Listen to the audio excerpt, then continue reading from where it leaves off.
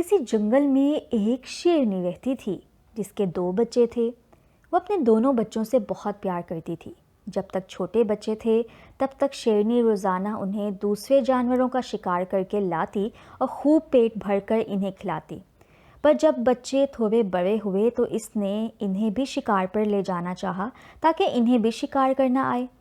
بڑا بچہ فوراً تیار ہو گیا، لیکن چھوٹا کہنے لگا میری طبیعت ٹھیک نہیں ہے، کچھ دنوں بعد چلوں گا، آج نہیں کل وغیرہ جیسے بہانے بنانے لگا۔ بڑا بچہ ماں کے ساتھ شکار پر جانے لگا۔ کچھ دن اور بیت گئے، پر چھوٹا بچہ اب بھی شکار پر جانے کے لیے راضی نہ ہوا۔ دراصل وہ بہت کاہل تھا۔ وہ سوچتا تھا کہ جب بیٹھے بٹھائے کھانے کو مل جاتا ہے تو میں محنت کیوں کروں؟ شیرنی اس کو بہت سمجھاتی کہ وہ شیر کا بچہ ہے، اس سے اپنی خوراک حاصل کرنے کے لیے جدوجہد کرنا ہوگی، ورنہ سستی اس کی عادت بن جائے گی۔ چھوٹا بچہ اپنی ماں کی نصیحت کو ایک کان سے سن کر دوسرے سے نکال دیتا، اور وقت تیزی سے گزرتا گیا اور دیکھتے ہی دیکھتے شیرنی کے دونوں بچے بڑے ہو گئے۔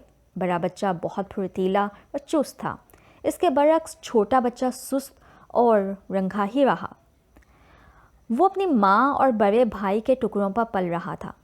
ایک دن جنگل میں شکاری آیا اور اس نے شیرنی کو اپنی گولی کا نشانہ بنا دیا۔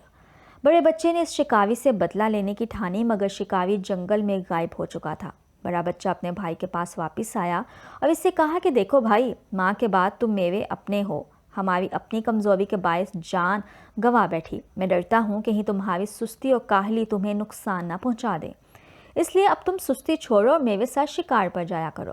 سن کر چھوٹا شیر غصے سے بھڑک اٹھا اور دھاڑ کر بولا، تم مجھ سے حسد کرتے ہو، میری پرواہ مت کرو، مجھے خدا نے پیدا کیا ہے، وہی میری حفاظت کرے گا، وہی مجھے رزق دے گا۔ اس پر شیر بولا، بے شک خدا رازق ہے، اس نے سب کو پیدا کیا ہے اور وہی سب کو رزق بھی دیتا ہے، پر ساتھ ہی وہ یہ بھی کہتا ہے کہ تم محنت کرو، اس کا پھل میں تمہیں دوں گا۔ جب تم رزق کے لیے محنت نہیں کرو گے تو وہ تمہیں رزق کہاں سے دے گا؟ اس پر چھوٹا شیر بولا، مجھے یہ نصیحت دینے کی ضرورت نہیں ہے، میں اپنا اچھا برا خوب سمجھتا ہوں۔ اپنے چھوٹے بھائی کی اس ہٹ دھرمی پر بڑے شیر کو بہت دکھ ہوا اور وہ خاموش ہو کر چلا گیا۔ دن گزرتے چلے گئے، جب بھی وہ شکار کرتا اس کا حصہ اس تک پہنچا دیتا اور وہ بے حیائی کا لباس پہن کر اسے خوب مزے سے کھاتا۔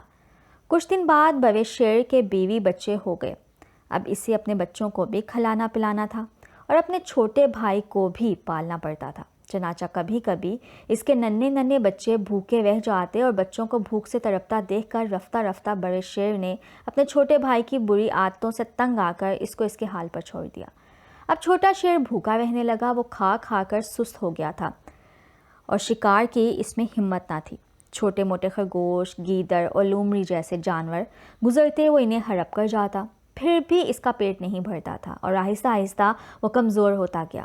ایک دن بھوکا چوہا اس شیر کے پاس سے گزرا۔ اس نے شیر کو مردہ سمجھا اور اس کے کان کتر کتر کر کھانے لگا۔ پیٹ بھر کر چوہا خوشی سے اپنے ساتھیوں کے پاس گیا اور انہیں خوشخبری سنائی۔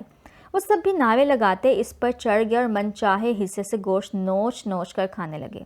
اس طرح یہ کمزور اور جھوٹی سی جنگل کی مخلوق جنگل کے بادشاہ کو عبرتناک انجام تک لے گئے۔ سچ ہے، کاہل کا حشر ہمیشہ برا ہوتا ہے۔